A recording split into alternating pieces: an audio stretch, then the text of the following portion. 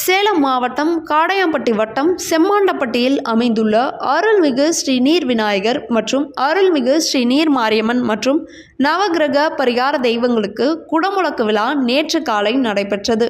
குடமுழக்கு நிகழ்வை ஒட்டி கடந்த 14ஆம் தேதி முகூர்த்த கால் நடப்பட்டது. இதனை அடுத்து நேற்றைய முன்தினம் சக்தி அழைத்தல், ஸ்ரீ கணபதி ஹோமம், ஸ்ரீ லக்ஷ்மி ஹோமம் உள்ளிட்ட பூஜைகள் நடைபெற்றன.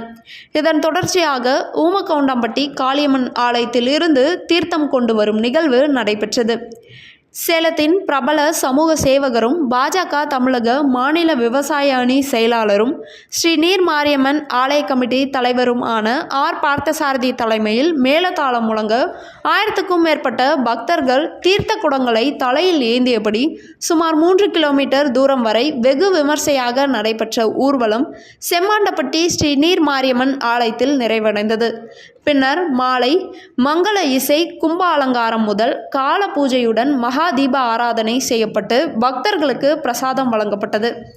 தொடர்ந்து இரவு 9 மணி அளவில் கோபுர கலசம் வைத்தல், அஷ்டபந்தன மருந்து சாத்துதல் உள்ளிட்ட நிகழ்வுகள் நடைபெற்றன. இதனைத் தொடர்ந்து நேற்று அதிகாலை மங்கள இசை, மகா கணபதி பூஜையுடன் 2ஆம் கால வேள்வி நடைபெற்றது. பின்னர் தீப ஆராதனையுடன் கடம் புறப்பாடு நடைபெற்றது. சரியாக காலை 8 மணி அளவில் அருள்மிகு ஸ்ரீ நீர் விநாயகர், ஸ்ரீ நீர் மாரியம்மன் கோபுரம், நவகிரகம் மற்றும் பரிவார தெய்வங்களுக்கு மகா குடமுழக்கு வெகு விமர்சையாக நடைபெற்றது.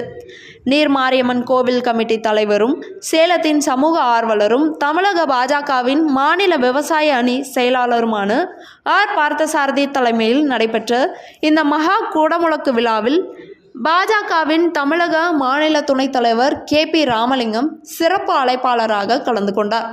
அவர்களை மேளதாளம் முழங்க பூரண கும்ப மரியாதையுடன் வரவேற்ற விழா குழுவினர் அவர்கள் இருவருக்கும் பட்டு பரிவட்டம் கட்டி மாலை மரியாதையுடன் உற்சாக வரவேற்பு அளித்தனர்.